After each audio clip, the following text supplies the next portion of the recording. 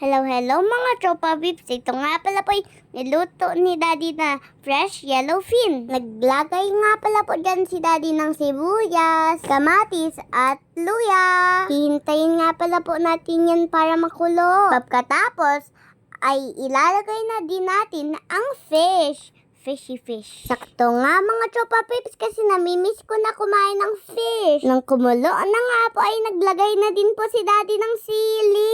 Saka po naglagay na din po ng asin. At saka po nagdagdag din po si Daddy ng paminta. Kaya syempre, masarap ang fish kung may kasamang gulay. Nilagyan nga din pala po dyan ni Daddy ng kangkong at ng talbos kamote.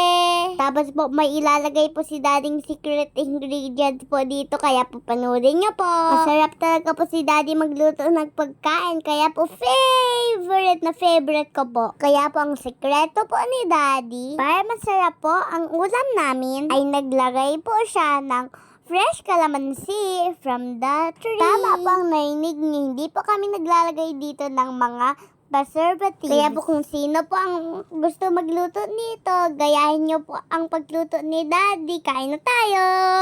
Yay! Asim kilig! Kaya samahan nyo pa po ako sa more luto serya namin.